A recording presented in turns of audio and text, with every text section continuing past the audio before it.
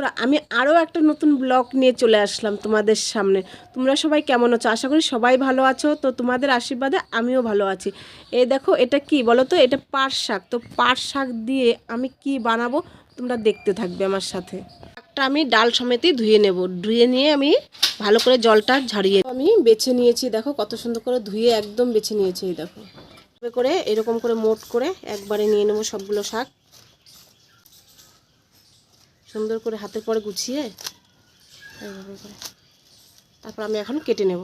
এরকম করে আমি কেটে নেব, এইরকম করে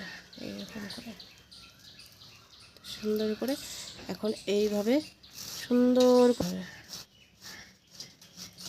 কত সুন্দর করে আমি কেটে নিয়েছি। এই দেখো কত সরু সরু করে। তোমরাও কিন্তু বটির সাহায্যে যদি না কাটতে পারো, যে যেরকম করে কাটতে পারো, এরকম সরু সরু করেই কেটে নেবে। ছোটো মাছ আমি বেছে ধুয়ে একদম কেটে নিয়েছি। তো এইবার দেখো এই এই মাছ দিয়ে যে পাট শাক দেখলে তোমরা, সেই পাট শাকের আমি ঝোল করব। আমি হলুদ দিয়ে দিচ্ছি, লবণ দিয়ে দিচ্ছি, দিয়ে এটা ভালোভাবে মেখে আমি ভেজে নেব। আমি ভালোভাবে দেখো একদম মেখে নিয়েছি। একদম দেখো বসিয়ে দিয়েছি, এবার গরম হয়ে গেছে। এবার দিয়ে দেবো আমি তেল।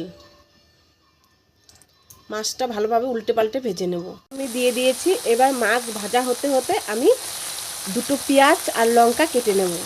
পেঁয়াজ আর লঙ্কা আমি কেটে নিয়েছি, আর এইটুকু আমি রেখেছি। এটা ভাজার সময়, আমি শাক ভাজার সময় আমি দিয়ে দেব। আমি উল্টে পাল্টে দেখো ভেজে নিয়েছি একদম লাল লাল করে। দেব যে পেঁয়াজ আর সেটা আমি এই তেলে এখন আমি দিয়ে দেব।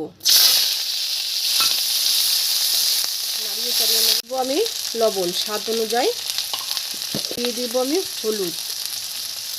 এটা এখন ভালো হালকা আমি একটু ভেজে নেব, বেশি ভাজবো না। দেখো আমি ভেজে নিয়েছি। এবার দিয়ে দিব আমি এই জল। যেহেতু শাক অল্প, এর জন্য আমি জলটাও অল্প দিয়ে দেব, বেশি জল দেব না। এখন 15-20 মিনিট হবে, ঝোলটা জাল হবে, তারপরে নামিয়ে নেব আমি। এ দেখো ঝোলটা ফুটছে। তো এবার আমি দিয়ে দেব এই মাছগুলো এবার দিয়ে দেবো এখানে, দিয়ে এখন নাড়িয়ে চাড়িয়ে নেব। একটু ফুট গেছে, এবার আমি নামিয়ে নেব। হালকা ধুয়ে আমি বসিয়ে দিয়েছি। এবার আমি দিয়ে দেব তেল।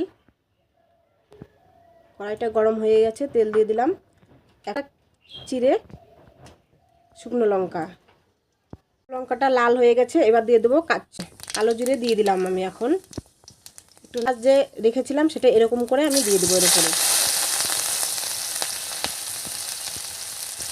করে ভেজে নিয়েছি। এবার এই শাকগুলো আমি দিয়ে দেবো এর উপরে, দিয়ে দিয়েছি। এবার আমি যে লবণ দিয়ে দেবো, লবণ পরিমাণটা অল্প দেবো, কারণ ঝোলের মধ্যে আমি যেহেতু দিয়ে দিয়েছি, এর জন্য পরিমাণটা অল্প দিয়ে দিলাম।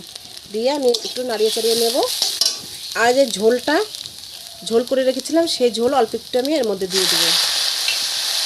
এরকম করে নাড়িয়ে চাড়িয়ে ভেজে নেবো ভালো করে শাকটাকে, বেশি ভাজবো না।